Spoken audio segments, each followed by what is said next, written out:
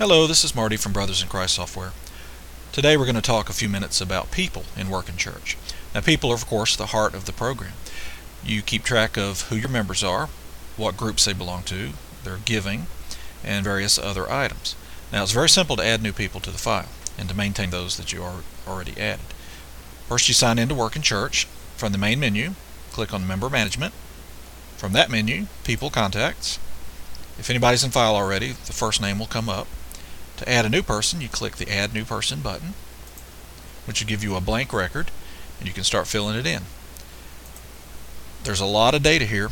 Most of it's optional. You don't have to include it. However, the name fields pretty much have to be there. Prefix. We'll do John Doe Jr. and his nickname is Jack. And you can see if you enter the first name, last name, prefix, etc., the full name will come in automatically. If it isn't formatted to your liking, you can rearrange it. Sex, marital status. Again, marital status can be optional. ID number. If you're going to track your people by membership number or something like that, you can enter it here. If you want to automatically assign the next available number, just click on the little button. In this case, the next number is 1, and it's added. Envelope number. If you're going to track people by envelope numbers, you can enter that here, or again, generate one automatically. And there. Now over here you see you have two check marks, active and label. You can use the active flag to put people in file that you don't want to appear on reports. You can have them in here like vendors or such. You can uncheck active, so when you run reports there's always going to be an option there to include only active people. And that way anybody that isn't marked active won't show up on the report. That way you can leave things like vendors and contacts out. The label field is for the same purpose. Yes or no, check or uncheck. Labels is also asked on most reports. And between the two of these, you can weed out people you don't want to appear generally on reports. Now, there are other ways to do that as well. Okay, company organization name, if you want to keep track of where the person works, and their title. Address. You can enter two addresses for people. One could be their summer address, one could be winter, or one could be mailing, one could be street address. It's up to you. However, only one can be primary. And whichever one is marked primary will be the one that is used in labels and reports. In this case, we'll say 123 Anywhere Street, Yorktown, North Carolina. It's already checked, primary. You'll see there's a little box here next to it, two of them in fact. The first one is copy. If you've already added a household record in the household module and you've already typed in the address, you can use this button to go and copy that address into here so you don't have to retype it. But if you haven't done the household module yet, you'll have to type it here first. Okay, you enter the primary address. If there's a secondary address, you can enter that, or if not, you can skip it. And to go from field to field, you can use the tab key or the enter key, or you can just mouse click wherever you need to be. Okay, phone numbers. Now you can enter up to 5 phone numbers for a person. And we have some predefined phone types, which you can change if you don't want to use the ones we've defined. Okay, we'll choose home phone, area code, and number. Extension if necessary, comment if necessary. Is this listed or unlisted? Put a check there if you want it to appear on the membership directories. And primary or not. Just like with the addresses, only one of the phone numbers can be the primary. Whichever one is checked will be the one that appears on reports. Okay, you can add other numbers, like cell phone numbers. You can put a comment like do not call after 9 p.m. or something like that. And of course you can add as many or as few phone numbers as you want here, up to 5. Email addresses work the same way. johndoe@johndoe.com. You can put a comment there like say this is a work address or something, or whatever you want to say. Active, yes or no. If it's inactive, it will not be used when you're sending out bulk emails. If it is active, it will be used. That way if you have several addresses, only one can be active, or 2, or all, or none. Okay, after you enter email addresses, you can have some user-defined data.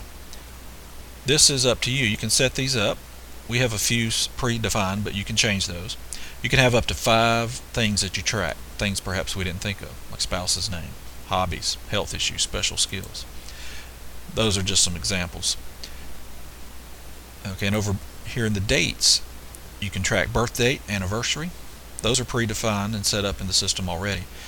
And you can have 3 additional types of dates. We've added a couple here, baptism date and membership date. And these are user definable. You can go set these up yourself. Of course, you don't have to use them. They're entirely optional.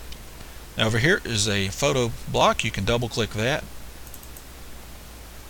and then click add and browse to where you keep your photos.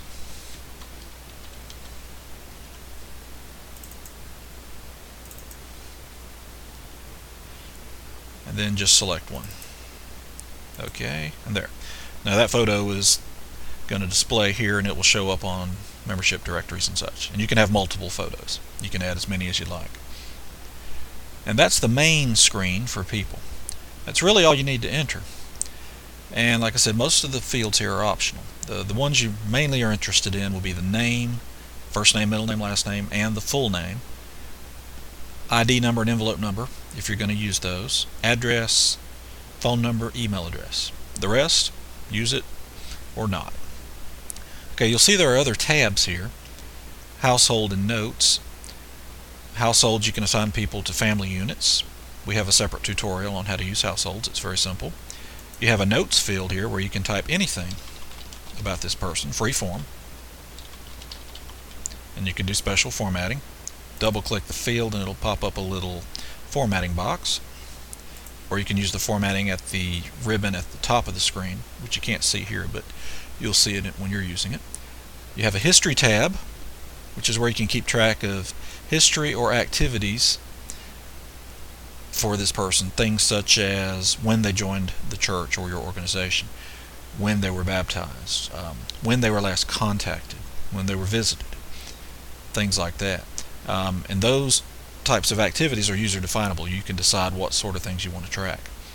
And for activities, you can enter the date, the event type, which you can define. We've already predefined a few, but you can change those. Consultation, comments. You can give some details here about what that consultation was about. And attachments. You can add a file. Suppose there was a document related to this. Perhaps you have minutes of the meeting.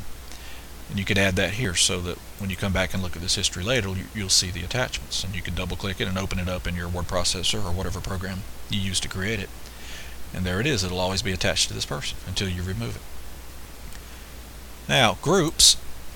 You can put people in groups, like you can have a group for church members. Now each person that's in that group, you can assign them here, or you can do it through the groups module. And we have a separate tutorial for group management. But you can also add people right here. It's pretty simple. Start date and end date. See, the fields are a little small there, but you can resize them. Attendance history, if you're using the events and meetings module, which is not available in the Lite edition, but it is in the Standard edition. So you can see what meetings and services they've attended or not attended if you're tracking that. Contributions, you can see the contribution history for this person. Or you can click the new contribution button and add one contribution for this person, or several. Of course, it's better to enter contributions through the contribution module, which we have a separate tutorial for that. Now, if you're looking for people and you want to go to a specific person, there's 2 ways you can do that. At the top of the screen, there's a Find a Person block. You click on the down arrow and it'll list everybody in your file. You find the one you're looking for, click on them, it'll take you to that record. Another method would be to use this data sheet button here at the top. You click on that and it changes to a spreadsheet style view or data sheet where you can see all the records. Now you can do editing from here. It's a little awkward here, but some people prefer this style.